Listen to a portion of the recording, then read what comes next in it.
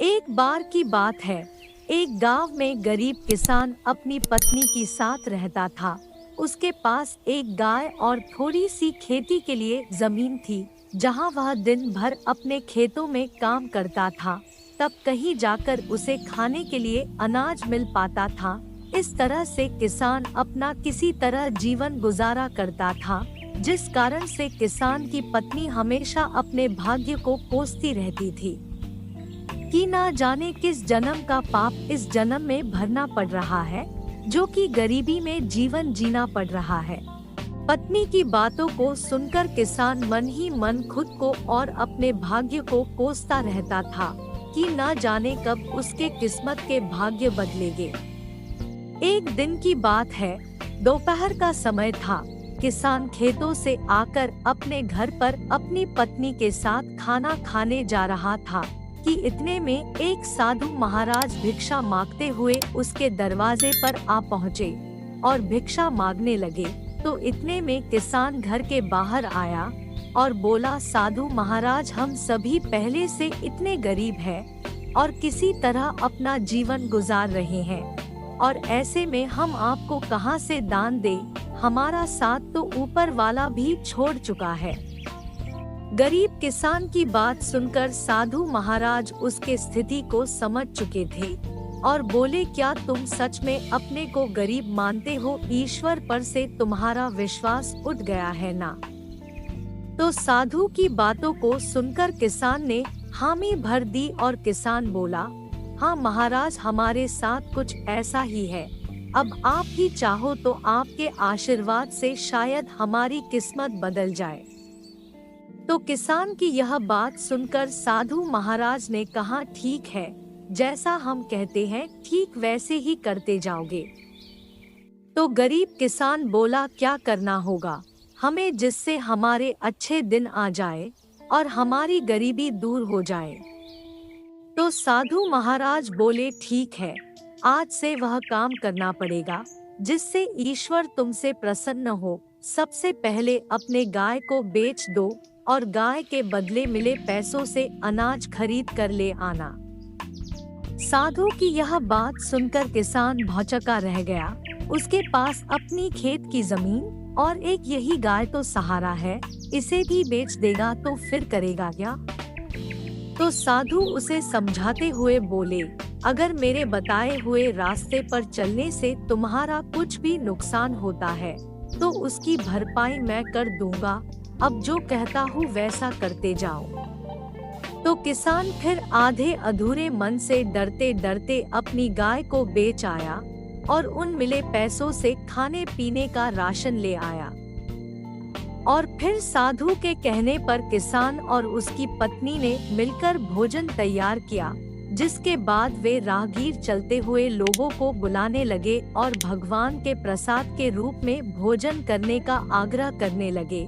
फिर जो भी उधर से गुजरता गरीब किसान उन्हें भरपेट भोजन कराते, जिससे राहगीर काफी खुश होते और फिर उन्हें इस नेक कार्य के लिए ढेर सारा आशीर्वाद और अपनी इच्छानुसार धन भी देते, जिससे वे फिर से मिले इन पैसों से लोगों को भोजन कराए। इस तरह साधु महाराज के कहने पर यह रोज का सिलसिला चलने लगा। हर दिन गरीब किसान अब मिले पैसों से भोजन प्रबंध करते, जिससे राह चलते लोग प्रतिदिन उसके यहाँ भोजन करते और दान के रूप में किसान को कुछ ना कुछ धन जरूर देते जाते, जिससे गरीब किसान के दान की बात धीरे धीरे दूर दूर तक फैलने लगी थी। फिर धीरे धीरे बड़े बड़े नगरों के सेठ, साहूकार, व्यापारी, राजदरबारी, जो कोई भी उस गांव से गुजरता उस किसान के यहाँ ही भोजन करता और बदले में किसान को इस महान कार्य के लिए ढेर सारा धन भी देते जाते थे, जिससे धीरे धीरे गरीब किसान मिले पैसों से अमीर होने लगा और अब एक गाय के बदले कई ढेर सारे गाय खरीद लाए और अपने भोजन कार्य को भी बढ़ाने लगा।